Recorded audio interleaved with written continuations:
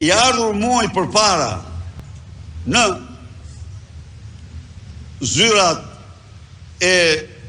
skapit të partisë dhe instancat tjera, mbahet i fshehur dhe nuk veprohet. Në një kohë kur kushtetuta e vendit në nenin një fraksion 6 parashikon se një person integriteti publikit cilit është cenuar nuk mund vijoj funksionet në organet kushtetuese. Çfarë thot ky nen? Ndalohet zgjedhja, emrimi apo ushtrimi një funksioni publik në një nga organet e parashikuara në këtë kushtetut ose të krijuara me ligj, pavarësisht përcaktimeve të bëra në dispozita të tjera të kësaj kushtetute. Nëse verifikohen rrethana që cenojnë integritetin e funksionarit publik, sipas kushteve dhe rregullave të përcaktuara në ligj të miratuar me 3/5 të gjithë anëtarëve të parlamentit. Ligji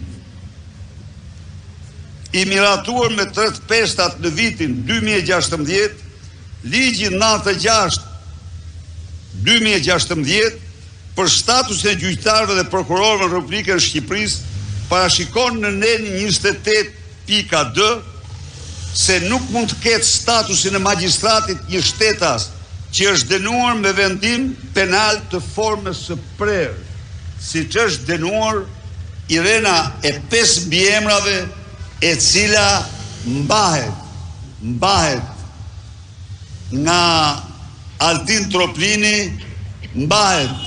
nga ILD-ja dhe KLG-ja në përdhosje të kushtetutës, në përdhosje të ligjit të parlamentit, sepse u duhet për qëllime politike duke diskredituar në këtë mënyrë përfundimtare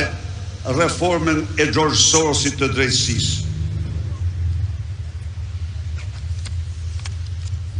Po ky ligj parashikon në nenin 66 fraksion 3 detyrimin e çdo magjistrati të njoftojë menjëherë KLG-n për ekzistencën e një kushti që çonte në mbarimin e mandatit.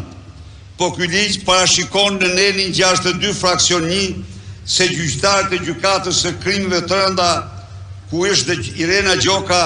do të vazhdonin të qëndronin pozicionet e tyre si gjykatës e posaçëm me përjashtim të rasteve kur kishte shkaqe për mbarimin e statusit të magjistratit, siç është rasti i Irenës me 5 mbiemra. Sipas ligjit 138/2015 i dekriminalizimit, ligji miratuar me 3/5, fshehja, refuzimi për deklaruar gjykime, dënime, qoftë dhe jo të formës së prerë nga autoritetet huaja për çfarëdo lloj vepre penale apo masatbimi, shkakton ndërprerjen e menjëhershme të funksionit të gjyqtarit. Po kjo nuk është e vërtet për Irena Gjokën, sepse ajo mbrohet nga Altin Troplini, mbrohet nga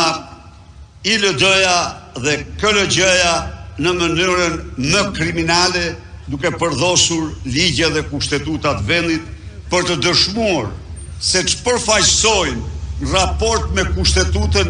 dhe ligjin këto institucione. Sipas ligjit numër 95/2016, ligji për strukturat e posaçme, gjykatë, prokurori, BKH